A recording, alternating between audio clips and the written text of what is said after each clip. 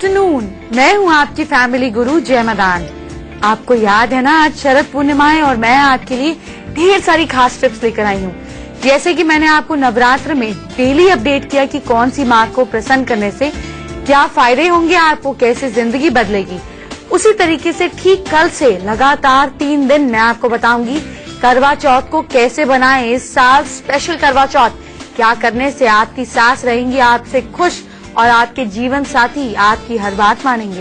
ये सारी चीजें मैं आपको लगातार 3 दिन बताऊंगी और फिर 11 तारीख के बाद मैं आपको बताऊंगी माँ लक्ष्मी को प्रसन्न करने के ढेर सारे उपाय, वो उपाय जो कर्जे से लेकर हर चीज की परेशानी दूर करेंगे। हम ये सारी बातें करेंगे दिवाली स्पेशल में, लेकिन पहले आज की हेडलाइंस। शरद पूर्णिमा की रात क्यों होती है खास, मैं बताऊंगी। शरद पूर्णिमा और सेहत का कनेक्शन क्या है, सबसे खास जानकारी मुझसे जानिए। शरद पूर्णिमा पर लक्ष्मी माँ की कृपा कैसे मिलेगी, पूजा की पूरी विधि बताऊंगी। क्यों आता है गुस्सा, राशियों के हिसाब से गुस्सा शांत करने के उपाय भी बताऊंगी। आप जानते हैं मेरे हाथ में क्या है, मेरे हाथ में है सुई धागा। ये सुई धागा तो आपके घर में भी पड़ा है, लेकिन आज की रात ये सुई धागा क्या कमाल करेगा ये तो आपको मैं बताऊंगी। लेकिन इससे पहले हम बात करेंगे कुछ और इंटरेस्टिंग बातें जो शरद पूर्णिमा से रिलेटेड हैं और आपको उनके बारे में पता भी नहीं। आप तो जानते ही हैं कि आज रात शरद पूर्णिमा है। शरद पूर्णिमा आखिर क्यों मनाई जाती है, अश्विनी माह की पूर्णमासी के दिन ये मनाई जाती है। अब इस टेक्निकल नॉलेज से आपको क्या फायदा होगा ये नहीं बता रही हूँ, आगे सुनिए। आज के दिन मॉनसून की समाप्ति होती है और शरद ऋतु की शुरुआत होती है, इसलिए शरद पूर्णिमा कहते हैं। आज के दिन चंद्रमा और धरती एक दूसरे के बहुत नजदीक होते हैं और चंद्रमा की किरणों से फायदा जो होता है वो बहुत अच्छी एनर्जी निकलती है, जिसका फायदा हमें जरूर लेना चाहिए। और तो और बहुत सी आयुर्वेदिक दवाइयां जो हैं वो शरद पूर्णिमा की रात तैयार की जाती हैं, जिससे अधिक से अधिक लाभ उनको मिलता है। तो आयुर्वेद के लिए आज की रात बहुत बड़ी रात है, फायदा हमें जरूर लेना चाहिए। और तो और बहुत सी आयुर्वेदिक दवाइयां जो हैं वो शरद पूर्णिमा की रात तैयार की जाती हैं, जिससे अधिक से अधिक लाभ उनको मिलता है। तो आयुर्वेद के लिए आज की रात बहुत बड़ी रात है। आप जानते हैं आज किसानों की नई फसल कटाई यानी कि हार्वेस्ट सीजन की भी शुरुआत होती है, इसलिए भी इसका बहुत महत्व है। और मान्यता के अनुसार अगर देखा जाए तो आज के दिन माँ लक्ष्मी का जन्म हुआ था। तो आज के दिन जो पूरी रात जागकर माँ लक्ष्मी का ध्यान करता है, पूजा अर्चना करता है, उस पर माँ लक्ष्मी की अपार कृपा प्राप्त होती है। इसके अलावा क्या आप जानते हैं कि सनत कुमार संहिता के अनुसार शरद पूर्णिमा यानी कि आज को जागरी पूर्णिमा भी मानते हैं। इसको इस पर्व की तरह भी मनाया जाता है। इसे बंगाल में एक बहुत धूमधाम से मनाया जाता है। ऐसा माना जाता है कि गरीब ब्राह्मण ने इस दिन व्रत रखा, माँ लक्ष्मी को याद किया, भूखा रहा और पूरी रात बैठ के माँ लक्ष्मी और विष्णु जी की उसने कृपा प्राप्त करने के लिए मंत्रों का जाप किया और फिर वो मालामाल हो जाता है। ये सारी छोटी छोटी कहानियां हैं, कहानियों में नहीं फंसिए। इसका अंदर का जो रहस्य है, जो गुड़ रहस्य है, वो ही हमें पकड़ना है। शरद पूर्णिमा के बारे में और खास जानकारी जानिए। देश भर में ना शरद पूर्णिमा अलग अलग नामों से मनाते हैं, जैसे कि गुजरात में शरद पूनम, बंगाल में लौकी पूजा, मिथिला में कोजागरा, इस नाम से इसको बुलाया जाता है, पूजा की जाती है। मैं आपको ये इसलिए बता रही हूँ कि हर जगह पे डिफरेंट कल्चर्स में भी इसको मनाया जाता है, तो कुछ तो खास बात होगी ना। इसके अलावा आज के दिन माँ लक्ष्मी के साथ श्री इंद्र की और उनके हाथी ऐरावत की भी पूजा की जाती है। मुझे याद दिलाइएगा, ऐरावत के रिलेटेड एक बहुत खास टिप आपको आगे बताऊंगी। लेकिन इससे पहले शरद पूर्णिमा पे क्या भोग लगाने चाहिए, क्या इसकी स्पेशलिटी है, ये भी तो जाने। क्या है आज का स्पेशल भोग और क्यों है ये स्पेशल, जानते हैं। आज मखाने और दूध की खीर बनाकर माँ लक्ष्मी को भोग लगाने से रात को अपने आंगन में या अपने कमरे में, मतलब किसी भी खुले एरिया में आपको बैठना है, ये खीर भी रखनी है और जहाँ आप बैठे वहाँ चांदनी किरणें यानी कि चंद्रमा की किरणें जरूर पड़नी चाहिए। बस रात भर खीर को चंद्रमा की अमृत भरी किरणों में आप रख दें ताकि खीर उसको अब्सॉर्ब कर ले। सुबह इस अमृत वाली खीर को आप खाएं और अपने परिवार को भी खिलाएं। इससे आप बहुत ज्यादा स्वस्थ रहेंगे, परिवार में साल भर कोई मेजर बीमारी नहीं आएगी।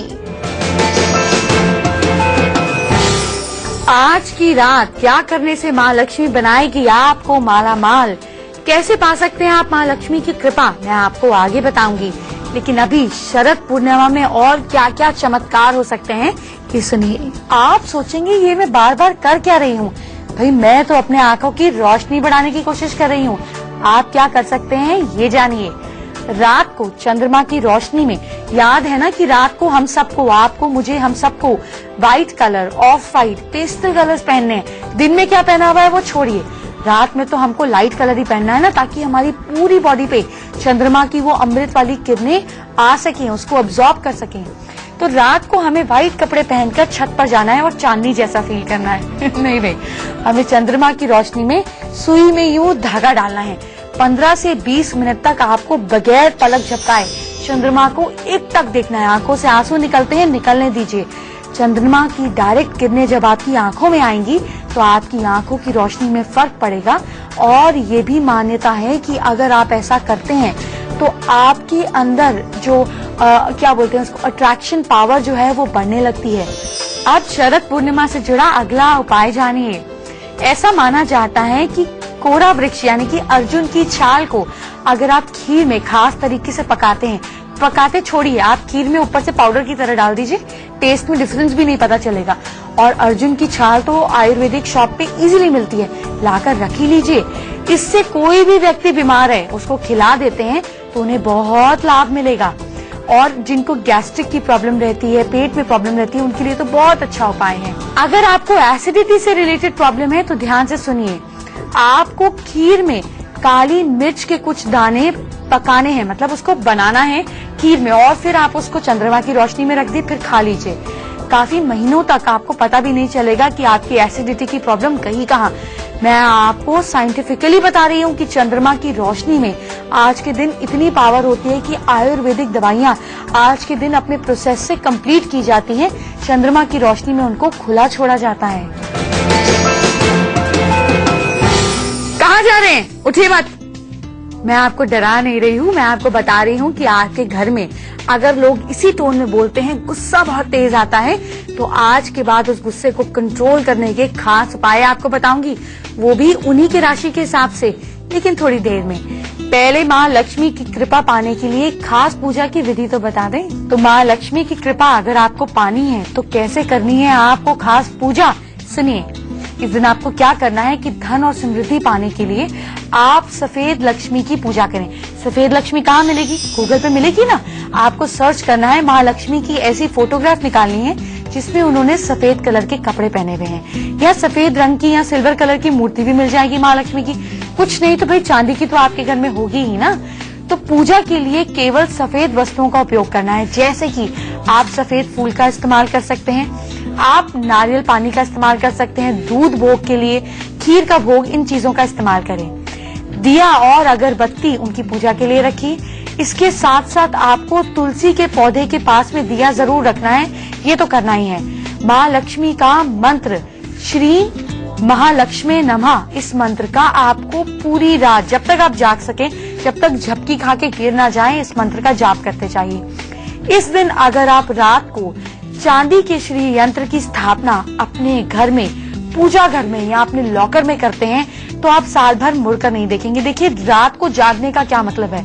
आपने कभी सोचा है कि हमारे मेजर फेस्टिवल्स जो होते हैं, नवरात्रे, दीपावली, जन्माष्टमी, ये सारे रात को क्यों होते हैं? ये इसलिए होते हैं क्योंकि रात में ऐसे वाइब्रेशंस होते हैं, ब्रह्म मुहूर्त तक अगर हम जागते हैं तो हमारे वाइब्रेशंस, हमारे फल कई गुना ज्यादा बढ़ जाते हैं। ये सब साइंटिफिकली डेवलप्ड ऋषि मुनियों की चीजें हैं। सुनिए ना, अपनी किचन से जाकर दालचीनी और काली मिर्च इकट्ठा कर लीजिए, देख लीजिए कहाँ पे पड़ी है, रात में बहुत काम आएगी। लेकिन उससे पहले बात करते हैं गुस्से की। देखिए, थोड़ा बहुत गुस्सा तो जायज है, लेकिन अगर आपके घर में किसी को अनकंट्रोलेबल गुस्सा आता है तो उनकी राशि कौन सी है ये चेक कीजिए। राशि नहीं पता, कोई बात नहीं, नाम के हिसाब से राशि देखिए, आपको पता चल जाएगा इनकी राशि कौन सी है, इनके गुस्से का बेसिक सोर्स क्या है और हम इसको दूर कैसे कर सकते हैं ये जानते हैं। सबसे पहले बात करते हैं मेष राशि वाले लोगों को। मेष राशि मतलब आपका सिर है ना, मेष मतलब सिर। तो मेष राशि वालों को बस चैलेंज कर दो और फिर देखो उनका गुस्सा कैसे 7वें आसमान पर पहुंच जाता है। ये इतने वॉयलेंट हो सकते हैं कि आप अंदाजा भी नहीं लगा सकते। तो इसका हल क्या है? इसका हल ये है कि आप शांत रहें, रिएक्ट नहीं करें। जितनी जल्दी गुस्सा आता है ना, उतनी जल्दी झाग की तरह शांत भी हो जाता है। आप गुस्से में इनसे बहुत ज्यादा लड़िए मत, बस इनको और ज्यादा इरिटेट मत कीजिए और चैलेंज करने की गलती मत कीजिए, ये अपने आप नॉर्मल रहेंगे। अब बात करते हैं वृष राशि वाले लोगों की। वृष राशि वाले जो लोग होते हैं ना, बस इन्हें कुछ गलत कर दें और आप एक्सक्यूज कर दें कि वो तो इस वजह से हो गया था ना, तो ये ज्यादातर वैसे तो चुप रहने वाले होते हैं, अपने इमोशंस को ज्यादा जल्दी एक्सप्रेस नहीं करते, कंट्रोल कर लेते हैं, पर अपने गुस्से को कंट्रोल नहीं कर पाते। तो इन्हें बहाना मत दीजिए, सीधा सीधा गलती मान लीजिए। और अगर इन्हें गुस्सा आए तो आप सावधान रहिए, इनसे 10 कदम दूर रहिए और कुछ देर ऐसे ही छोड़ दीजिए, बस ज्यादा फालतू मुंह मत लगाइए, अपने आप शांत हो जाएंगे। अब बात करते हैं मिथुन राशि वाले लोगों की। वैसे तो मिथुन राशि वाले जो हैं वो बड़े खुश मिजाज होते हैं, जिंदा दिल होते हैं। जितने कॉमेडियंस और मजाकिया लोग आप देखेंगे ना कहीं मिथुन राशि या मिथुन लगन होगा। बातें एनिमल होते हैं। झगड़ा अगर हो रहा हो तो मिथुन राशि वाले डिप्लोमेटिकली वहां से खिसक लेते हैं। प्यार में सबको शांत कर देंगे, लेकिन प्यार से मतलब सबको शांत कर देंगे, लेकिन अपने गुस्से को कंट्रोल नहीं कर पाते। दूसरे को तो बड़ी अच्छी सलाह दे देते हैं। तो क्या करें? जब ये गुस्से में हो तो उनसे बहस बिल्कुल नहीं करें, कम्युनिकेशन पे कंट्रोल करें। आप इनसे बहस में जीत नहीं पाएंगे, तो अच्छा है उस समय जब ये शांत हो जाएं तो प्यार से बात समझा दें। अब आपको बताती हूँ कैंसर यानी कि कर्क राशि वालों के बारे में। जो कर्क राशि वाले होते हैं ना, बड़े चार्मिंग होते हैं। आपको फट पता चल जाएगा, छोटी छोटी बात पे रोने लग जाते हैं। आप में भी है ना वो क्वालिटीज। तो चार्मिंग होते हैं, बहुत केयरिंग होते हैं, दयालु होते हैं, बहुत सहनशीलता होती है इनके अंदर। ये सारी क्वालिटीज होती हैं।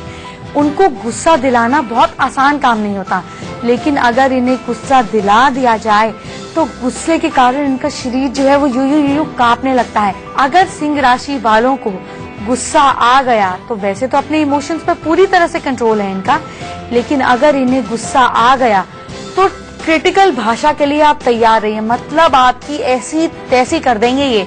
तो इनको गुस्सा दिलाने का कोई फायदा नहीं। गुस्सा आ जाए तो आप इनको कोई ना कोई बहाना कर दीजिए कि मैं अभी बिजी हूँ, 15 मिनट बात करते हैं, ओह अर्जेंट कॉल आ गई करके खिसक लीजिए। जैसे ही गुस्सा शांत होगा, क्रिटिकल नेचर भी ठप हो जाएगा। अब ना मैं आपको कन्या राशि वालों के बारे में बताती हूँ, यानी कि वर्गोस के बारे में। वैसे तो ये आपको बहुत जेंटल मिलेंगे, अपने इमोशंस पर भी काफी हद तक कंट्रोल रख लेते हैं, पर एक बार जो गुस्सा आ गया तो उन्हें संभालना मुश्किल हो जाता है। वर्गों से गुस्से में बिल्कुल बहस ना करे तो अच्छा है। अच्छा है इनको रात भर के लिए छोड़ दे, मनाने की कोशिश ना करे, नहीं तो तर्क वतर्क देकर आपकी गुस्से में PhD करा देंगे ये। तो एक रात भर के लिए छोड़ दीजिए, अपने आप शांत हो जाएंगे। अब लिबरल्स जो होते हैं वो बहुत ही ज्यादा चार्मिंग होते हैं।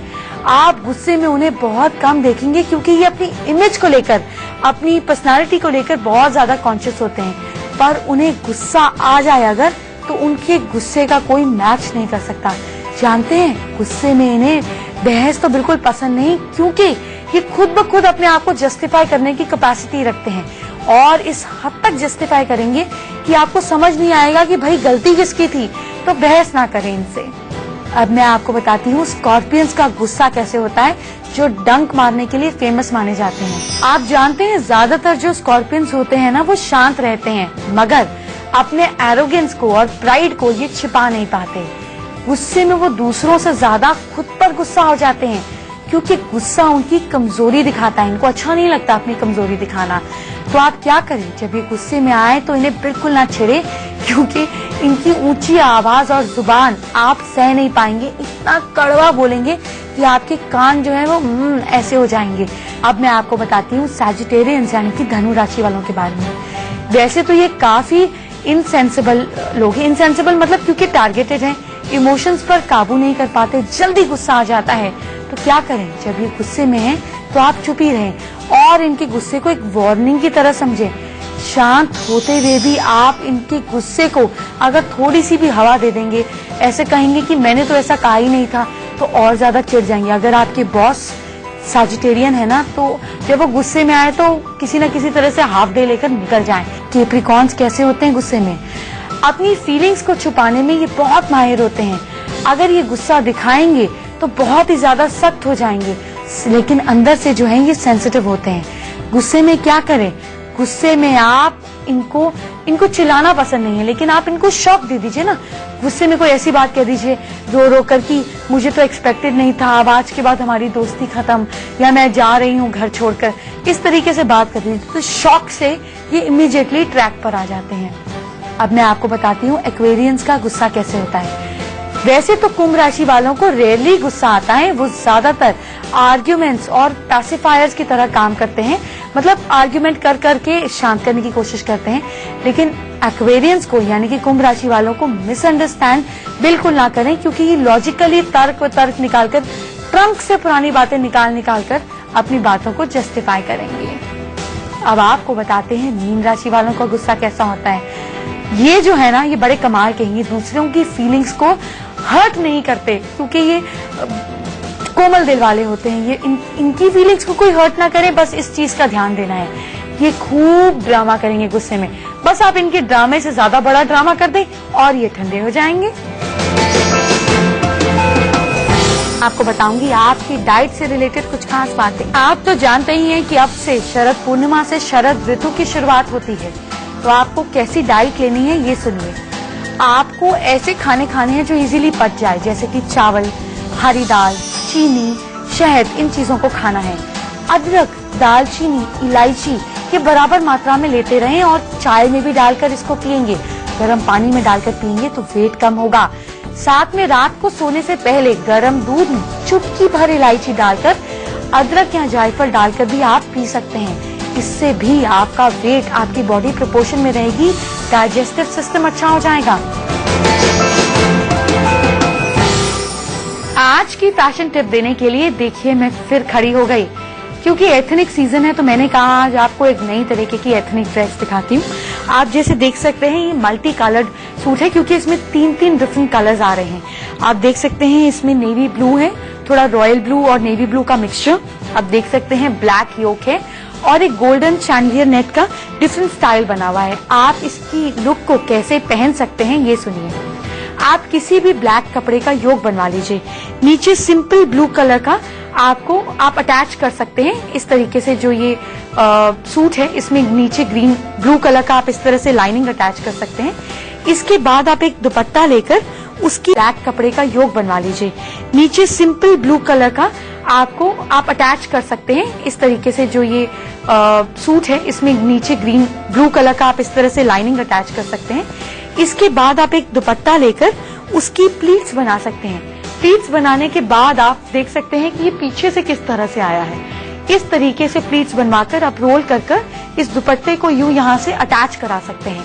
तो ये एक आपके सिंपल सूट पर अगर आप एक दुपट्टा इस तरह से ड्रेप करवा देते हैं तो ऑटोमेटिकली एक डिफरेंट लुक आपको दे देगा, एक यूनिक, एक डिफरेंट ग्रेस आपके कपड़ों में आ जाएगी।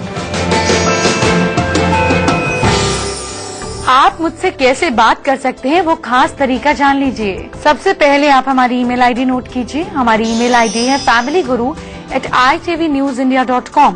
अपनी प्रॉब्लम मुझे लिख के 150 वर्ड्स के अंदर भेज दीजिए। साथ में अपनी पूरी birth details, date, time and place. ये नहीं है तो अपने हाथों की तस्वीर, अपने चेहरे की तस्वीर, अपनी हैंडराइटिंग मुझे लिखकर भेज दीजिए।